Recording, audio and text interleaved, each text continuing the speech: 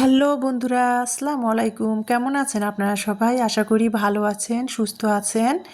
প্রতিদিনের মতো নতুন দিনের আরেকটি ভিডিও নিয়ে হাজির হলাম। গতকালকে ভিডিও দেওয়া হয়নি বন্ধুরা। এই যে গতকালকে যে সময়টা আমি ভিডিও দিব সেই সময়টা আমি ডক্টর চেম্বারে এসেছিলাম দিনাজপুর ইসলামিয়াতে। তো সেখানে এসেছিলাম। ইলমার বাবা আর কি বৃহস্পতিবারে ওর ব্লাড টেস্ট করছিল। তো ইলমার বাবার সময় ছিল না, আর বৃষ্টি হওয়ার কারণে ওর রিপোর্টটা আনতে পারে নাই। তো ইলমার বাবা তো শুক্রবারেই চলে গেছে। তারপরে কিন্তু আমি আর কি বলছিল যে আমাকে যে আগামীকালকের কথা, আগামীকালকে তো রোজ শনিবার ছিল। তো ইলমার বাবা বলছিল ব্লাডটা সেখান থেকে ইসলামিয়া হাসপাতাল থেকে নিয়ে আসতে। তো আমি ইলমাকে নিয়ে যে ব্লাড টেস্টটা করতে দেওয়া হয়েছিল যে বৃহস্পতিবারে, সেটা নিয়ে আসলাম। ইলমার অ্যালার্জির এত পরিমাণ সমস্যা বেড়ে গেছে, যেখানে অ্যালার্জি আমাদের 100 প্লাস উঠলে আমরা মেডিসিন নেই, সেখানে ইলমার ব্লাড টেস্ট করাতে ওর অ্যালার্জি ধরা পড়েছে 1008 81 পয়েন্ট। ডক্টর তো দেখে বলছে খুবই মারাত্মক অবস্থা। তো ডক্টর চেম্বারে ডক্টর ওর রিপোর্ট দেখে বলছে যে খেয়াল করতে হবে ওর কোনটাতে বেশি অ্যালার্জির ক্ষতি হচ্ছে, সেই জিনিসটাকে সবসময় ওকে সাবধানে রাখতে হবে। তো যাই হোক বন্ধুরা, মেডিসিন আবারও আগের মেডিসিনগুলো পাল্টাই, নতুন করে মেডিসিন আবার ডক্টর লিখে দিয়েছে, সেটা নিয়ে এসেছি। তারপরে পাড়ার দোকান থেকে আমি কিন্তু আর বৃষ্টিও হচ্ছিল, পাড়ার দোকান থেকে আমি কিন্তু ওর মেডিসিনগুলো নিয়ে তারপরে বাসায় চলে আসলাম। এই যে সেটা গতকালকের একটুখানি ভিডিও ফুটেজ ছিল, সেটা আপনাদের সাথে শেয়ার করেছি। তারপরে রাত 9টার সময়, 9টার দিকে ডক্টর সিরিয়াল দেওয়া হয়েছিল, ডক্টর দেখিয়ে বাসায় এসেছি। তারপরে তো আর ভিডিও আপনাদের মাঝে শেয়ার করাই হয় নাই। তো সেটা আর কি আপনাদের শুরুতে একটুখানি ভিডিও ফুটেজ নিয়ে শেয়ার করে দিলাম। আর এটা হলো এই যে আজকে রবিবার সকালের ভিডিও। তো সকালবেলা ভাবলাম যে কি করব, সেমাই একটু রান্না করি। তো ইলমাকে তো স্কুল বন্ধ, তো ভাবলাম যে একটু সেমাই রান্না করি। আর ইমানি তো উদ্ভাসে পরীক্ষা আছে। তো সকালে উঠে একটু সেমাই বসাই দিলাম, যে ভাবছি একটু দুধ আছে ফ্রিজে, দুধ ফুটানো আছে, সেটা দিয়ে একটু সেমাই পাক করে নেব। সকালে সেমাই মুড়ি নাস্তা খাবো, আর কোনো কিছু বানাতেও ভালো লাগছে না। তো সকালে সেমাই মুড়িটা কীভাবে আমি আমার স্টাইলে সেমাইটা রান্না করলাম দুধ দিয়ে, সেটাই আপনাদের সাথে শেয়ার করলাম বন্ধুরা। আজকে সকালে সেমাই মুড়ি নাস্তা খাবো, সাথে একটু তো চা লাভার, আমি চা বানিয়ে নিচ্ছি, দুধ চা।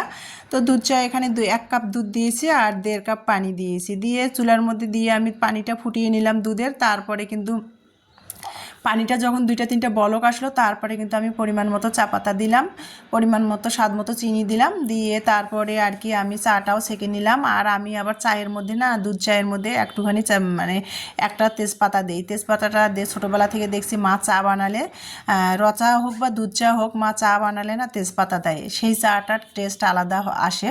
তো আমি সেটাই আর কি শিখেছি, সেটাই করি। তো সেটা দিয়ে চাটা ছেঁকে নিলাম, নিয়ে এই যে টেবিলে আর কি নিয়ে আসলাম। আজকে আর কি মেয়েদের বাটিতে বেড়ে দিলাম, আমিও খাচ্ছি সকালের নাস্তা, সেমাই মুড়ি আর চা।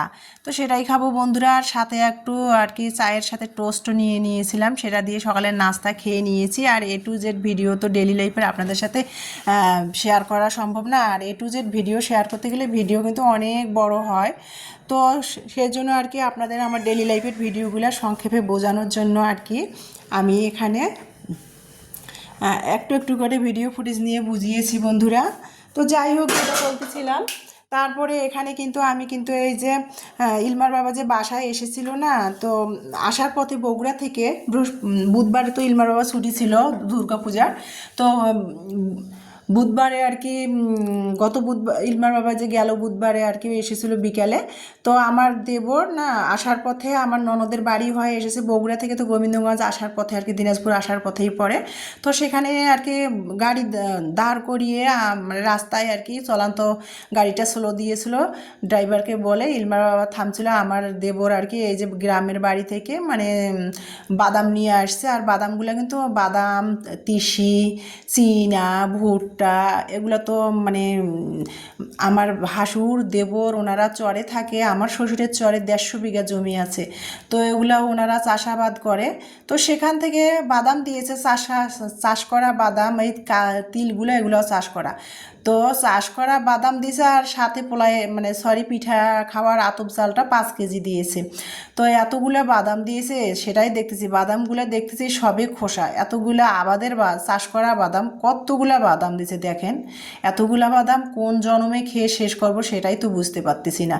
চাষ করা বাদাম, বাড়ির ক্ষেতের বাদাম, এতগুলা বাদাম দিয়েছে, সেটাই আর কি আমি বাদামগুলো দেখতেছি আর বেছে বেছে ফেলতেছি, তাও আবার বাদামগুলোর মধ্যে সব চিটা। তো চাষ করা বাদাম এতগুলা বাদাম যদি দিয়ে থাকে, এগুলো তো খেয়ে শেষেই করতে পারবো না। কি আর বলবো বলেন, দুঃখে মানে এই কথাটা বলতেছি। বাড়ির চাষ করা বাদাম, তারপরও দেখেন মানে নাম কামাই করার জন্য বাদাম দিয়েছে আমার স্বামীর হাতে তার ভাই, মানে দেখানোর জন্য এগুলো দিয়েছে, অথচ পুরা শ্বশুরের জমি তারা ভোগ করে খাচ্ছে। আমরা কোনো দিন কিন্তু যাই না চরের মধ্যে সেগুলোর খোঁজ খবর নিতে। আমার শ্বশুর, আমার ভাসুর, দেবর, বড় ভাসুর, মেজো ভাসুর আর ছোট দেবর, তারাই আমার শ্বশুরের সব জমিগুলা চাষাবাদ করে খায়। কিন্তু আমরা কোনো দিন চাই না যে আমাদের একটু বাদাম দাও বা একটু তিল, তিসি, চীনা, ভুট্টা এগুলো দাও, আমরা খাবো, ভেজে খাবো। আমার স্বামী বলে আমার খেতে ইচ্ছা করলে বাজারে টাকার অভাব নাই, বাজার থেকে কিনে খাবো, ওদের কাছে চাইতে যাব না। অথচ আমাদের ভাগের, আমার স্বামীর ভাগেরও সম্পদ তারা ভোগ করে খাচ্ছে, একাই চাষাবাদ করে আমার স্বামী, অথচ কোনো দিন সেটা দাবি নিয়ে যায় না। তাই আপনাদের সাথে আর কি নিয়ে আসছে ব্যাগটা, আমি খুলিয়েই নাই। তো সেটাই গতকালকে খুলছিলাম, তো সেটাই শেয়ার করতেছিলাম যে দেখি কী কী ইলমার বাবার হাতে পাঠিয়েছে। তো দেখেন চালটা দিয়েছে 5 কেজি, যেটা সত্য সেটা বলবো, 5 কেজি মানে ক্ষেতের চাল পিঠা খাওয়ার জন্য ইলমা আর ইমানিকে দিয়েছে। কিন্তু বাদাম আর তিলটা দেখে মনটাই খারাপ হয়ে গেলো, মানে তিলটা হাফ কেজিও হবে না, আর বাদামটা দেখেন অল্প কয়টা বাদাম, তাও আবার খোসা, সব খোসা। যাই হোক, সমস্যা নাই, যা দিয়েছে সেটাই আলহামদুলিল্লাহ। জোর করে তো কোনো কিছু চাওয়া যায় না, যেটা খুশি করে দিয়েছে সেটাই। আমরা সেখানে যাই না, কোনো কিছুর ধারি না, দিলে কি আর না দিলেই কি। কিন্তু আমার স্বামী কিন্তু ভাই বোন, আত্মীয় স্বজন, সবাইকে কিন্তু বিপদে আপদে, এটা তো সবাই দেয়, সব ফ্যামিলিতে দেয়, কিন্তু সব সময় তার ভাই বোন, আত্মীয় স্বজনকে দুহাত ভইরা দেয়। আমি কোনো দিন না করি না যে দিও দিও না, আমারও তো সংসার আছে, আমারও তো 2টা মেয়ে আছে, তাদের কেন দিবা তুমি? এখন আমার সংসার বড় হয়েছে, আগে যা দিয়েছো দিয়েছো, আমার বাচ্চারা ছোট ছিল, এখন তো আমার সংসার বড় হয়েছে, এখন কেন দিবা? আমি তারপরেও কোনো কিছু বলি না, থাক, তাদের সন্তান, তাদের ভাই, তাদের তো তার প্রতি দায়িত্ব আছে, তাই না? আমি কোনো দিন কিছু বলি না। যদি পুরা রোজগারের টাকা তাদেরকে ঢেলেও দেয়, তাও কিন্তু আমি কোনো দিন না করি না। যাই হোক, তাদের খাওয়ার রাইট আছে, প্রাপ্য অধিকার তাদের আছে, তাদের ভাইয়ের প্রতি, তাদের সন্তানের প্রতি, তারা খাবে না, নেবে না, আমি কোনো দিন কিছু বলি না। কিন্তু দেখেন বাদামটুকু দিছে আর তিলটুকু দিছে, দেখে মনে কান্না আসি যাচ্ছে যে আমি কি চেয়েছিলাম তাদের কাছে? তারা দিছে কি, এইটা কি অপমান করার জন্য আমাকে দিয়েছে? এটা না দিলেই তো পারতো। তো যাই হোক বন্ধুরা, যার যার মনের ব্যাপার, কি আর করার, এরকম অনেকের ফ্যামিলিতে ঘটে। দুহাত ভরে খালি শ্বশুরবাড়ির লোকেরা নিতে জানে, কিন্তু দেওয়ার বেলায় ঠক ঠক, শাড়ি ঠক ঠক ঠক। তো যাই হোক, বললে পার্সোনাল আর কি, যার যার পার্সোনাল কথা বললে কিন্তু পাবলিক প্রেস হয়ে যায়, না বললে মানে কিছুই না।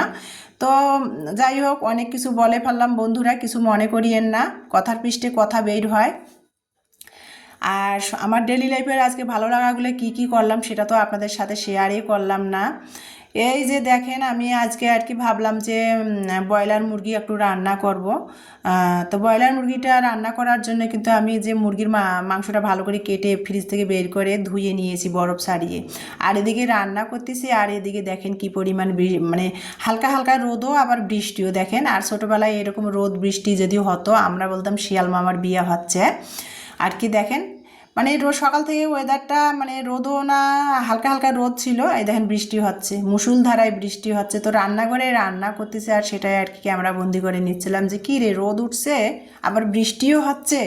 শিয়াল, আমার মেয়েদেরকে ডেকে বলতেছিলাম দেখো যে শিয়াল মামার বিয়ে হচ্ছে, রোদের সাথে সাথে বৃষ্টি হলে আমরা বলি শিয়াল মামার বিয়ে হয়।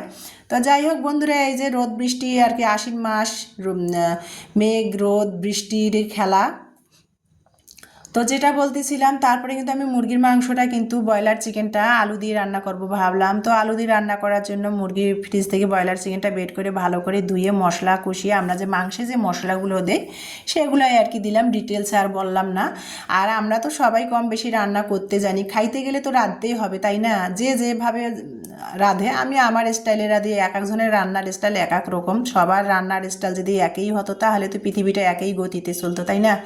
তো এই যে তারপরে ব্রয়লার ব্রয়লার মুরগিটা কিন্তু আমি রান্না করে নিলাম আলু দিয়ে, আর ফ্রোজেন করা কাঁচামরিচ ছিল, এই যে পলিথিনের ব্যাগে করে আমি রেখে 3-4 মাস ধরে ফ্রোজেন করা কাঁচামরিচটা খাচ্ছি। আর কাঁচামরিচ তো আমি 5 কেজি সিদ্ধ করে ব্লেন্ড করে ফ্রিজে রেখেছি, সেটা তো সারা বছরের তরকারির মধ্যে আমি খাই। তো যাই হোক বন্ধুরা, তারপরে কিন্তু মুরগির মাংসটা রান্না করে ভাজা জিরার গুঁড়ো দিয়ে নামিয়ে নিলাম আলু দিয়ে ব্রয়লার চিকেন। আর এখন একটু করলা ভাজি করব। তো করলা ভাজি করার জন্য কিন্তু এখানে করলাটা আমি কেটে নিয়েছি, সাথে আর কি 2টা আলু কেটে নিয়েছি, আর ফ্রোজেন করা কাঁচামরিচটা ভাবলাম যে তেলে দিব না, তেলে দিলে যেহেতু বরফ বরফ হয়ে আছে তেলটা ফুটে হাতে পায়ে পড়বে, তো সেই জন্য করলা ভাজির উপরেই দিলাম, যে ভাজিটা যখন তেলে দেবো এর সাথে ঝাল আর কি বের হয়ে আসবে ফ্রোজেন করা কাঁচামরিচ থেকে। তো করলা ভাজিটা করার জন্য চুলার মধ্যে প্যান বসিয়ে দিয়ে 1 চিমটি জিরা আস্ত দিয়ে দিয়েছি, রসুন কুচি দিয়েছি, পেঁয়াজ কুচি দিয়েছি, দিয়ে আর কি হালকা করে ব্রাউন কালার ভেজে নিয়ে করলা আর কি করলাটা দিয়ে দিলাম, করলায় আলু দিয়ে দিলাম, দিয়ে এখানে পরিমাণ মতো হলুদ দিচ্ছি, স্বাদ মতো লবণ দিচ্ছি, দিয়ে তারপরে ভাজিটা আমি আমার স্টাইলে করে নেব বন্ধুরা। আর করলা ভাজিতে বেশি মশলা না দিলেও হয়, হলুদ মরিচ লবণ দিলেই হয়ে যায়। তো যাই হোক, ফ্রোজেন করা কাঁচামরিচটা আর কি অল্প একটু আছে, ভাবলাম যে তাহলে ফ্রিজে রেখে দেয় বাকিটা। আর আমার ছোট্ট ফ্রিজ দেখেন 2 সিফটি মানে 10 সিফটির ফ্রিজটা এত ছোট, কোনো কিছু ফ্রোজেন করে রাখতেই পারি না। তারপরে ফ্রিজ থেকে 1 বোতল দুধ বের করলাম, সন্ধ্যাবেলা মেয়েদের দুধ ফুটাই দিব, কফি দিয়ে মেয়েরা খাবে, মেয়েরা তো হরলিক্স কমপ্লান খেতেই চায় না। তো যাই হোক, তারপরে আর কি বের করে ফ্রিজ থেকে 1 বোতল দুধ রাখলাম, সন্ধ্যাবেলা মেয়েদের আর কি বানিয়ে দিব।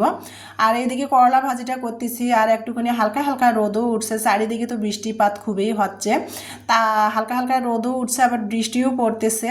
তো যাই হোক বন্ধুরা, করলা ভাজিটা চুলায় দিয়ে আসলাম লো হিটে, করলা ভাজিটা হোক, মেয়েকে বললাম যে তুমি নামাজ শেষ করে তারপরে ভাজিটা একটু লবণ দেখে চুলাটা বন্ধ করে দিও।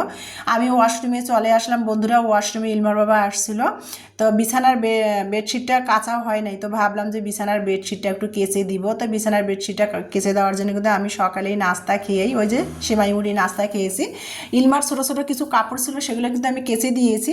আর বেডশিটটা বড়, তো সেটা ভাবলাম যে গোসলের সময় আর কি ধুয়ে দিব, কারণ বেডশিটটা ধুতে গেলে আমার গা ভিজে যাবে, আর ভেজা গায়ে থাকলেও আমার সমস্যা হয় মানে ইদানিং। তো যাই হোক বন্ধুরা, এখন ওয়াশরুমে আসলাম, ফ্রেশ হবো, গোসল করবো, তো ভাবলাম যে এই যে বেডশিটটা ধুয়ে তারপরে গোসল করে আসি, তো সেটাই করতেছি। আর আমার ভালো লাগাটা ডেলি লাইফে টুকিটাকি আমি যা করি, যা খাই, যা পড়ি, সেটাই তো আপনাদের সাথে শেয়ার করবো, তাই না? আমি তো আর রান্নার কোনো ভিডিও শুধু রান্নার ভিডিও শেয়ার করি না, বা কোনো কিছু একটা ভিডিও শেয়ার করি না যে সেটাকে সুন্দর করে গুছিয়ে ফুটিয়ে আপনাদের মাঝে আর কি ফুটে তুলবো। আমার ডেলি লাইফে আমি যেভাবে খাই, যেভাবে চলি, সেটাই তো আমার ভালো লাগাটা আপনাদের সাথে শেয়ার করব বন্ধুরা। তো যাই হোক, ওয়াশরুমে বেডশিটটা কেচে দিয়ে গোসল করে এসে তারপরে কিন্তু 3টা বাজে দুপুর, মেয়েরা অলরেডি খেয়ে নিয়েছে নামাজ পড়ে, বড় মেয়ে ছোটো মেয়ে 2 মেয়ে খেয়ে নিয়েছে। এখন আমি এই যে খেতে বসেছি, সাথে তরতাজা লেবু নিয়েছি, আর তরতাজা এরকম কাঁচা সবুজ সবুজ তরতাজা লেবু হলে সেই লেবুর খোসা তো আমি কামড়ায় কামড়ায় লেবুর রস সহ আমি খেয়ে ফেলি, আমার খুবই পছন্দ হয়। তো যাই হোক বন্ধুরা, এই যে দুপুরের খাবার খাচ্ছে, ফ্রিজে একটু শাক ভাজি ছিল, ইলমার বাবা আসছিল, শাক ভাজছিলাম, সেটাই একটুখানি ছিল, গরম করে নিলাম। তো ভাবলাম যে তরকারি ফেলে দিয়ে লাভ নাই, যে তরকারির দাম, তো সেটা গরম করে নিলাম। আর মাংসের সাথে কিন্তু শাক ভাজি ভালোই লাগে, তো শাক ভাজি একটু ফ্রিজে ছিল ফ্রোজেন, সেটা গরম করে নিলাম। আর এই যে আলু দিয়ে যে আমি আজকে শুধু আলু দিয়ে ব্রয়লার চিকেন রান্না করছি সেটা নিচ্ছি। আর করলা ভাজিটা রেখে দিয়ে আমি ওয়াশরুমে গেছিলাম, গোসল করে বেডশিটটা ধুয়ে আসছি, এর মধ্যে একটু পোড়া পোড়া হয়েছে, তো সেটা আপনাদের সাথে শেয়ার করলাম না, মেয়েকে দেখতে বলছিলাম একটু পুড়ে গেছে, সেটা আর নাই শেয়ার করলাম বন্ধুরা। ভিডিওটি ভাত খেতে খেতে বিদায় নিলাম, আল্লাহ।